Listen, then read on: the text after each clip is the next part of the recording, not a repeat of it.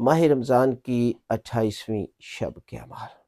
ماہ رمضان آخری لمحات میں ہے، وہ مہینہ کہ جو رحمتوں کا، برکتوں کا مہینہ، مغفرت کا مہینہ، جس میں سانس لینا تسبیح، جس میں سونا بھی عبادت، جس میں ایک آیت کی تلاوت ختم قرآن کا۔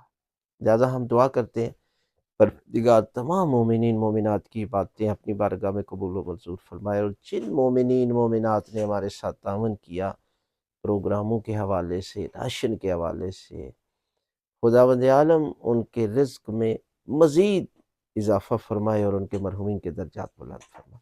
اور اکثر کچھ لوگ اعتراض بھی کرتے رہتے ہیں، جی آپ اس طریقے کے ساتھ دیں، یہ اس طریقے کے ساتھ دیں، تو ہمیشہ میں ان کو مشورہ بھی دیتا ہوں کہ یاد رکھو قرآن مجید میں اللہ تعالیٰ نے ہر چیز کو کھول کر بیان کر دیا ہے کہ اگر کسی کو دینا ہے تو دکھا کر بھی دے، چھپا کر بھی دے۔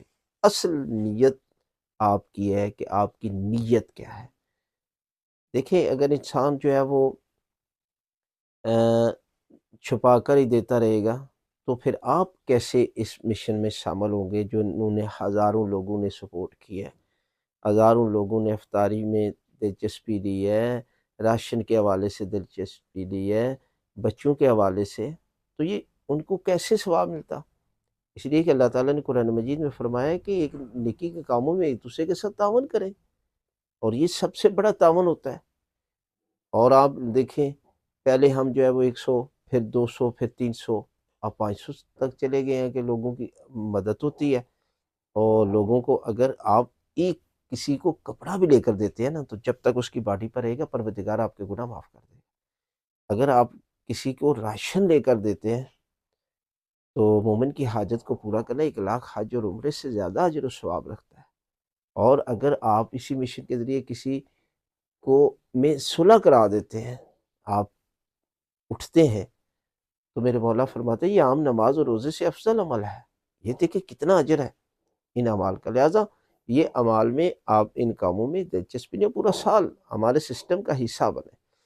اب آپ نے اس رات 6 رکعت نماز پڑھنی ہے، 2 کر کے۔ پہلی رکعت میں سورہ الحمد کے بعد 10 مرتبہ آیت الکرسی، اور اس کے ساتھ 10 مرتبہ سورہ کوثر، اور 10 مرتبہ سورہ توحید۔ اور اس کے بعد جب نماز مکمل ہو جائے، یعنی 6 رکعتیں پڑھ لیں، تو 10 مرتبہ درود پاک کی تلاوت کرنی ہے۔ اجر کتنا ہے؟ پروردگار جو ہے وہ بہشت میں 1,00,000 گھر بنائے گا، جنت الفردوس میں بھی 1,00,000 گھر بنائے گا۔ پروردگار آپ کے درجات کو بلند کر دے گا۔